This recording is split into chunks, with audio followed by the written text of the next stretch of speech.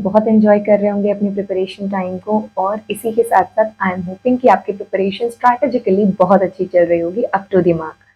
Now let's talk about, जैसे हम सबको पता है कि जो नीट का पेपर आने वाला है 2023 में, उसमें हमारे पास 3 सब्जेक्ट्स हैं, that is biology, chemistry and physics. Alright, तो हम आज बात करेंगे कि बायो से हटके केमिस्ट्री को किस तरीके से डील करें। What is the best approach कि हम केमिस्ट्री को डील करें, क्योंकि chemistry is something different from bio and physics. क्योंकि बायो में आपके पास जैसे 2 पार्ट होते हैं, बॉटनी एंड ज़ूलॉजी, एंड आप उसको अलग-अलग अपने लेवल पे प्रिपेयर कर सकते हैं। सेम उसी तरीके से अगर आप बात करें केमिस्ट्री की, तो chemistry is further divided into 2 to 3 parts, and basically हम उसको आपके लेवल पे 3 पार्ट में पढ़ते हैं, that is physical chemistry, inorganic chemistry as well as organic chemistry. ठीक है, 3 पार्ट्स आपको पढ़ने हैं। अब इम्पॉर्टेंट ये है कि आपको समझ में आना चाहिए कि ये तीनों पार्ट एक दूसरे से इंडिपेंडेंट होते हैं। That means what I mean to say about is, अगर आपके पास केमिस्ट्री में 3 चीजें आपको प्रिपेयर करनी है, एक फिजिकल प्रिपेयर करनी है, एक इनऑर्गेनिक प्रिपेयर करनी है और एक ऑर्गेनिक प्रिपेयर करनी है। अगर आपकी फिजिकल स्ट्रांग नहीं है, जिससे कि आपको थोड़ा सा डीमोटिवेटिंग लगता है कि हम केमिस्ट्री पढ़ ही नहीं पाएंगे, हम स्कोर कर ही नहीं पाएंगे, don't feel that. Why? Because inorganic chemistry and organic chemistry is totally apart. Alright, अगर आपको फिजिकल नहीं भी समझ में आई है तो इसका कोई वो नहीं होता कि जो फिजिकल नहीं समझ पाया है वो इनऑर्गेनिक और ऑर्गेनिक भी नहीं कर पाएगा, ऐसा कुछ नहीं होता है।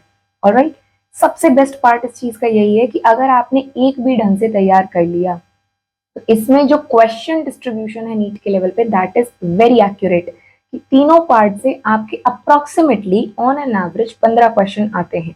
ठीक है, इसका मतलब अगर मैंने एक पार्ट अच्छे से किया तो मेरे केमिस्ट्री के 15 question are secured.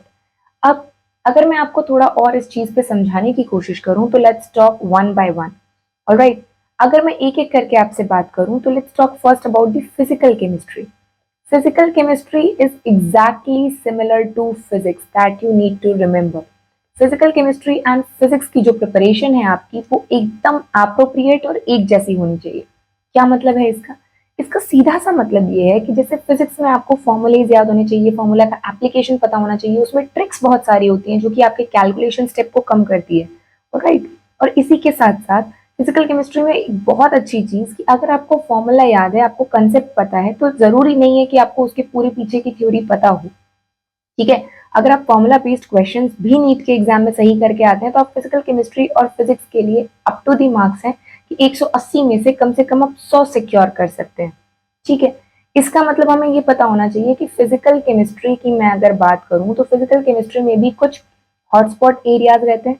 Hotspot areas का मतलब जहां से जिनके फॉर्मूलाज आर मोस्ट इंपॉर्टेंट, जो कि आपके फॉर्मूला शीट में अच्छे तरीके से मेंशन होनी चाहिए। That is your hotspot areas, कि जिनकी शीट मेरे पास होनी ही होनी चाहिए। इनके अलावा मेरे पास इसमें बहुत डेप्थ में बहुत ज्यादा थ्योरी पढ़ने की जरूरत नहीं है, क्योंकि तुम इसकी कितनी भी डेप्थ थ्योरी पढ़ लो, जितना फॉर्मूले में जितना जो क्वेश्चन पूछा गया, अगर तुम्हें वो आता है तो you are good. If you don't know it, then no point of that chapter. For an example, मान लीजिए मैंने सोल्यूशंस पढ़ा और सोल्यूशंस में मुझे बहुत ज्यादा इंटरेस्ट है, तो मैंने क्या किया, सोल्यूशंस को बहुत डिटेल में पढ़ने लगी। जितने फॉर्मूला रिक्वायर्ड थे मैंने उससे ज्यादा पढ़ ली, बट उसका कोई मतलब नहीं है, क्योंकि अगर मुझे सोल्यूशन का फॉर्मूला आता है तो I am good to go with the question. अगर नहीं आता है तो फिर वो कितना भी डेप्थ में पढ़ाओ, that doesn't make any sense. Alright, तो ये आपको इस चीज में क्लियर हो गई होगी। केमिस्ट्री के पार्ट में हम सबसे पहले इसके सब्सिक्वेंट 3 पार्ट बनाऊंगी मैं, जो कि पहले मैं बात करूंगी फिजिकल केमिस्ट्री के बारे में, जिसमें मैं आपको हॉटस्पॉट सेगमेंट्स बताऊंगी। और क्या है, इसमें हमने एक लिस्ट बना रखी है। ये लिस्ट क्या है? ये आपकी प्रायोरिटी लिस्ट है। What do you mean by priority list? Priority list का मतलब होता है कि जब आप चीजों को उनकी इंपॉर्टेंस के हिसाब से अरेंज करके ये डिसाइड करें कि अगर मेरे पास मुझे ये काम करना है, तो मुझे पहले किसको करना है, बाद में किसको करना है। Alright, so that what we mean by priority list. अच्छा, एक बात मैं आपको और बता दूं कि जितनी भी नोट्स हैं, पीडीएफ हैं, ये जो भी ट्रिक शीट्स आपको मिलेंगी, वो फ्री ऑफ कॉस्ट आपको टेलीग्राम ग्रुप पे अवेलेबल हो जाएंगी। You can just go there, join the group and download it. Alright, क्योंकि आजकल हमारे पास क्या है ना, फोन का जमाना है, तो फोन को यूज करना आना चाहिए कि किस तरीके से हम फोन को यूज करें कि हमारे लिए वो बेटर हो। मतलब सीधा सा है कि अगर मेरे पास फोन है, मेरे पास अगर आपने ग्रुप ज्वाइन कर रखा है, आप आसानी से उसे खोल के देख सकते हैं, तो आपको even in the span of 10 to 15 minutes ये दिमाग में बिल्कुल क्लियर हो जाएगा कि अंधाधुंध तैयारी नहीं करते हैं।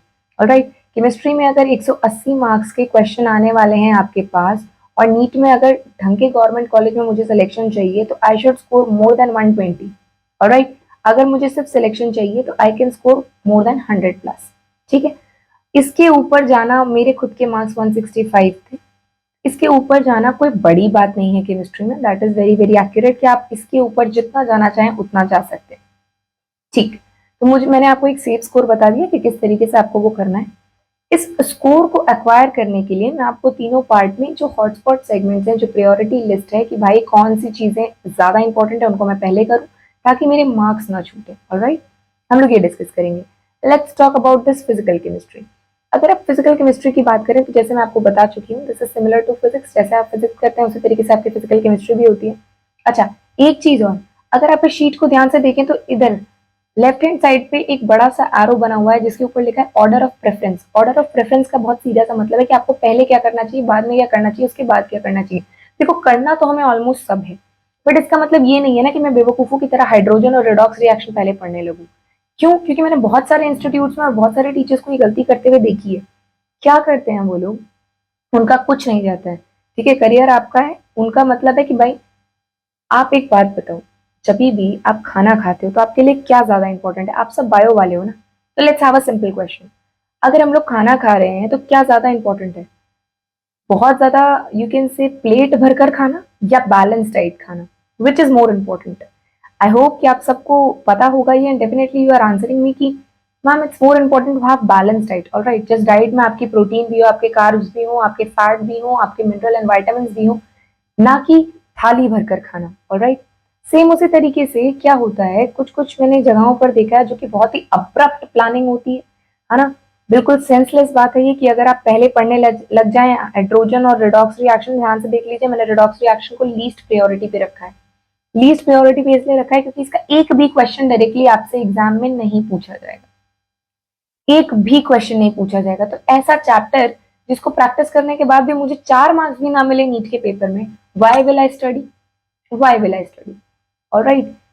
इसलिए ये आप तब करिए जब आप अपने मेजर मार्क्स सिक्योर कर चुके हो, मतलब कि आप important chapters like structure of atom, thermodynamics, equilibrium, ये सब जब आप सिक्योर कर चुके हो, ज्यादा टाइम दे चुके हो, यू आर कॉन्फिडेंट कि now I can gain the marks from these typical chapters, तब आप उस पर मूव करिए, ठीक है। होता क्या है, लोग क्या करते हैं, क्योंकि एस्पिरेंट लाइफ में लोग बेवकूफ भी बहुत बनाते हैं, रिडॉक्स पहले पढ़ा देते हैं, some basic concepts of chemistry पहले पढ़ा देते हैं। बहुत सीधी सी बात है, अगर आप क्लास 11 पास करके आए तो आप सबको पता होता है मोल क्या है, ऑलराइट। इतना कोई ऐसा नहीं होता कि जिसको मोल ना पता हो, ठीक है। एक्सप्लेन भले ना कर पाए बट अंदर अंदर उनको आइडिया रहता है कि what is mole and how to make it, how to just calculate that number of moles. तो रिडॉक्स रिएक्शंस में कुछ भी करने की जरूरत नहीं है, ठीक है, क्योंकि ये इजी चैप्टर पड़ता है, छोटा चैप्टर पड़ता है, और बच्चे जब ये लगाने के बाद क्वेश्चन लगाने लगते हैं ना तो उनको अलग लेवल ऑफ कॉन्फिडेंस आने लगता है कि अरे अरे अब तो मेरे केमिस्ट्री मेरे हाथ में हो गई। फिर क्या करते हैं टीचर्स, एट द एंड जब एंड सीजन आता है और सिलेबस कंप्लीट कराने का प्रेशर बढ़ता है, 2 दिन में थर्मोडायनेमिक्स खत्म कर देते हैं, 2 दिन में इक्विलिब्रियम खत्म कर देते हैं। But you can see in the priority list की ये कितने ज्यादा इंपॉर्टेंट है, पहले आपको डिटेल में इसको करना है, इसके बाद कहीं जाइए दूसरे चैप्टर्स पे, ऑलराइट। तो let's have this conversation ahead. सबसे पहले अगर आप मुझसे पूछे तो मैं कवर करूंगी स्ट्रक्चर ऑफ एटम। अच्छा, आप ध्यान से देखेंगे तो कुछ कुछ ना साइड में मैंने ये ट्रिपल स्टार मार्क्स लगा रखे हैं रेड कलर के, और वो भी कुछ ही चैप्टर्स पे। अगर आप ध्यान से देखें तो आपको दिख जाएगा कि स्टार मार्क्स लगा रखे हैं मैंने। क्यों? मैम आपका मन कर रहा होगा, वो तो आप ही जाने ना कि आपने स्टार मार्क क्यों लगाए। No, it's not like that. अगर आप ध्यान से देखें तो इसको कहते हैं स्मार्ट वर्क। क्यों? क्योंकि अगर आप स्ट्रक्चर ऑफ एटम को पढ़ लेंगे तो ये आपका सेम चैप्टर फिजिक्स में भी है, क्लास 12 मॉडर्न फिजिक्स के पार्ट में। तो अगर आपने ये कर लिया तो मान लीजिए 3 क्वेश्चन केमिस्ट्री में आए, 4 क्वेश्चन अगर फिजिक्स में आ गए तो आपके 7 क्वेश्चन सिक्योर हो गए। और अगर 4 फिजिक्स में नहीं भी आए तो 2 आना तो मिनिमम फिक्स रहता है, तब भी आपके 5 क्वेश्चन सिक्योर है। एक ऐसा चैप्टर जो कि मेरे फिजिक्स और केमिस्ट्री दोनों में मार्क्स दिला देगा, और मैं बहुत ऑनेस्टली बता रही हूँ, स्ट्रक्चर ऑफ एटम जितना आपको फिजिक्स में पढ़ना होता है ना, उससे 5-10%, 20% ज्यादा ही केमिस्ट्री में पढ़ना होता है, उससे कम नहीं पढ़ना होता है, ठीक है। तो जो भी टीचर्स ये कहते हैं कि केमिस्ट्री में स्ट्रक्चर ऑफ एटम बिल्कुल दूसरा है, फिजिक्स में बिल्कुल दूसरा है, तो उनसे एक बहुत जेन्युइन सा सवाल पूछना, बोलना दोनों चैप्टर में हमको पढ़ना एटम के बारे में, दोनों चैप्टर में पढ़ना हमको बोर के मॉडल के बारे में, तो भाई दोनों डिफरेंट क्यों है? कोई डिफरेंट नहीं होता। एक्चुअली क्या होता है, वो लोग अपने बीएससी के ईयर्स में, चूंकि वो केमिस्ट्री में कर रहे हैं, वो फिजिक्स में कर रहे हैं स्पेशलाइजेशन, तो उस हिसाब से उन लोग को आइडिया हो जाता है, बट एज सच कुछ भी डिफरेंट नहीं होता है। अगर आप साइंटिफिक लेवल पे देखें तो this is same from physics and chemistry point of view. So what you can do, you can just complete this chapter once. आप इससे फिजिक्स के भी क्वेश्चन लगा सकते हैं, आप इससे केमिस्ट्री के भी क्वेश्चन लगा सकते हैं. That is my word, I take the guarantee for that. Alright, मैंने भी यही किया था, मैंने ढंग से पढ़ लिया था. इससे क्या हुआ था कि मेरी फिजिक्स भी सिक्योर हो गई थी क्लास 10 की मॉडर्न स्ट्रक्चर ऑफ एटम पे, और केमिस्ट्री भी. अब इसीलिए मैंने यहाँ स्टार मार्क लगा रखा है कि ये वो चैप्टर्स हैं कि जरा दिमागदारी से पहले पढ़िए और उसके मार्क्स दो जगह लीजिए आप फायदे में. एक बार केमिस्ट्री में भी लीजिए, एक बार फिजिक्स में भी लीजिए. जब गवर्नमेंट तुम्हें फ्री के मार्क्स देने को उतावली है तो तुम क्यों बेवकूफी करके आपने फ्री के मार्क्स ही आप गंवाने पे लगे. ऑलराइट, आगे थर्मोडायनेमिक्स के साथ भी सेम खेल है. थर्मोडायनेमिक्स में आपको जितना फिजिक्स में पढ़ना होता है अप्रोक्सीमेटली केमिस्ट्री में भी उतना पढ़ना होता है. फिजिक्स में थोड़ा सा कार्नोट इंजन ऐड हो जाता है. ठीक है, ये थोड़ा सा डिफरेंस आता है कि फिजिक्स में थोड़ा सा कार्नोट इंजन ऐड हो जाता है, जबकि केमिस्ट्री में क्या होता है वो ज्यादातर वर्क डन वाले क्वेश्चंस पूछते हैं, है ना. बल्कि फिजिक्स में थोड़ा वर्क डन पे ग्राफ वगैरह बनने लगता है, बस ये डिफरेंस होता है, वरना चारों के चारों प्रोसेसेस आपके सेम ही रहते हैं. देखिए, I am not difficulty for chemistry and physics, but अब मैं आपको सिर्फ इतना गाइड कर रही हूँ कि नीट पॉइंट ऑफ व्यू से क्या आपके लिए ज्यादा एक्यूरेट रहेगा. अगर आप बात करें thermodynamics from chemistry point of view, उसमें भी आपके चार प्रोसेसेस आते हैं. कौन कौन से चार प्रोसेसेस आते हैं बेटा? Isovolumic, isobaric, adiabatic and isothermal. Alright, अब मुझे फिजिक्स केमिस्ट्री पढ़े हुए तो चूंकि 3-4 साल से ज्यादा ही हो चुका है, तो डेफिनेटली इसका मतलब ये नहीं है कि मैंने अभी अभी ये चीजें याद की. ये होता क्या है ना, जब आप चीजों को कोरिलेट करके पढ़ते हैं तो आपको वो लॉन्ग टर्म मेमोरी में चीजें याद रहती हैं. तो मैंने अपने टाइम पे कोरिलेट करके पढ़ा था कि भाई थर्मोडायनेमिक्स मतलब चार प्रोसेसेस, आइसोबारिक, आइसोवॉल्यूमिक, एडियाबैटिक, आइसोथर्मल. यही चार मुझे केमिस्ट्री में भी पढ़ने हैं, यही चार मुझे फिजिक्स में भी पढ़ने हैं. तो क्यों ना मैं इन चारों को ऐसे पढ़ूं कि थर्मोडायनेमिक्स मेरे दोनों चैप्टर से क्लियर हो जाए. राइट, एक छोटा सा डिफरेंस भी आता है इसमें जो मैंने आपको बता दिया कि फिजिक्स में जो थर्मोडायनेमिक्स होती है ना, उसमें एक कार्नोट इंजन ऐड हो जाता है. ठीक है, कार्नोट इंजन क्या है? बेसिकली एक हाइपोथेटिकल इंजन है जो कि जिसका कंसेप्ट आपके फिजिक्स में ऐड हो जाता है, और वो बहुत ज्यादा नहीं आता. उसमें तुमको बस एफिशिएंसी का फॉर्मूला पता होना चाहिए. जो एफिशिएंसी वो एन से डिनोट करते हैं ना, बस उसका फॉर्मूला पता होना चाहिए, उससे आप समझ जाएंगे. ठीक है, तो ये आपको बस इतना एक्स्ट्रा थोड़ा सा फिजिक्स में पढ़ना होता है, बाकी चीजें सेम होती है. सिर्फ एक और डिफरेंस रहता है, क्या? फिजिक्स के थर्मोडायनेमिक्स और केमिस्ट्री के थर्मोडायनेमिक्स में साइन का डिफरेंट रहता है. मतलब जहाँ पे प्रोसेस वहाँ पे पॉजिटिव होगा, केमिस्ट्री में वो चीज नेगेटिव होगी. क्यों? इसका बहुत सिंपल सा है, आप अपने किसी भी फैकल्टी से पूछिएगा ऐसा क्यों, केमिस्ट्री वाला बोलेगा फिजिक्स वाले से पूछ लो, वो उसकी मर्जी. और मैं फिजिक्स वाला बोलेगा क्योंकि पेपर बुक में ऐसा मेंशन है ना, इसलिए. ऐसा कुछ नहीं होता है, बहुत ध्यान से समझ लीजिए. क्या होता है, जब फिजिक्स में दो तरीके का वर्क होता है. एक जो हमारा सिस्टम, जैसे मानिए अगर मैं हूँ तो दो तरीके का वर्क डन हो सकता है. एक जो इन्वायरमेंट मुझ पे करे, और दूसरा हो सकता है कि मैं इन्वायरमेंट पे करूं. ऑलराइट, अगर आप सिस्टम की बात करें तो दो तरीके से वर्क डन चलता है. एक इन्वायरमेंट जो मुझ पे कर रहा है, और मैं जो इन्वायरमेंट पे कर रहा हूँ, that is two way impact. Alright, तो फिजिक्स में जो इन्वायरमेंट करता है ना, वो पॉजिटिव लिया जाता है, जबकि केमिस्ट्री में जो हम करते हैं वो पॉजिटिव लिया जाता है. इनका बस पॉइंट ऑफ रेफरेंस अलग है. ऑलराइट, बाकी चीजें बिल्कुल सेम है. आपको ये ध्यान रखना है कि थोड़ी सी ये चीजें गड़बड़ है फिजिक्स और केमिस्ट्री में, बट उससे परेशान होने की जरूरत नहीं है, सिर्फ आपको ये याद रखना है. ठीक है, अब आते हैं इक्विलिब्रियम पे. इक्विलिब्रियम में फर्दर आपके पास दो पार्ट होता है बेटा, एक होता है केमिकल इक्विलिब्रियम और दूसरा होता है आयनिक इक्विलिब्रियम. ठीक है, chemical equilibrium and ionic equilibrium, that is very very important. अब इसमें आपको क्यों दो पार्ट में पढ़ना है? बिकॉज केमिकल इक्विलिब्रियम थोड़ा सिंपल रहता है. वो सीधे से बात करते हैं कि भाई अगर ये रिएक्शन मिक्सचर है, मैंने इसमें ये मिलाया, तो बताओ इक्विलिब्रियम कहाँ शिफ्ट करेगा, या मैंने उससे ये निकाला, प्रोडक्ट निकाला, रिएक्टेंट निकाला, तो इक्विलिब्रियम की रिएक्शन कहाँ शिफ्ट करेगी. आयनिक इक्विलिब्रियम थोड़ा सा टिपिकल रहता है क्योंकि इसमें आपसे सॉलिबिलिटी कॉम्प्लेक्स यानी कि एसपी वगैरह पूछा जाता है कि भाई अगर मैंने मान लीजिए इतना सॉल्ट मिलाया पानी में, तो कौन सी वो लास्ट सॉलिबिलिटी स्टेज होगी, या कब वो चीज प्रेसिपिटेट करने लगेगी. तो ये सब पूछा जाता है. क्यों आयनिक इक्विलिब्रियम आपके लिए इंपॉर्टेंट है? क्योंकि इससे आप पीएच को मॉनिटर करते हैं, और पीएच मॉनिटरिंग ह्यूमन बॉडी में बहुत इंपॉर्टेंट है. ब्लड में क्या है, अब मैं आपको एक कोरिलेशन समझाती हूँ. आपने ब्लड वाला चैप्टर पढ़ा है बायो में, तो उसमें कहा गया है कि ह्यूमन ब्लड का जो पीएच होता है वो बेटा कितना होता है, 7.35 टू 7.45. ह्यूमन ब्लड का पीएच कितना होता है, 7.35 to 7.45. This is almost neutral.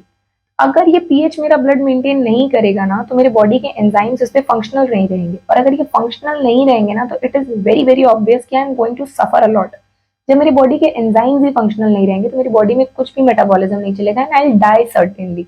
Alright, इसलिए थर्मोडायनेमिक्स और इक्विलिब्रियम आपके लिए इंपॉर्टेंट है, दैट यू शुड नो कि what is the heat exchange between the body and the environment, as well as what is the importance of maintaining the pH. Alright, अब आगे आते हैं.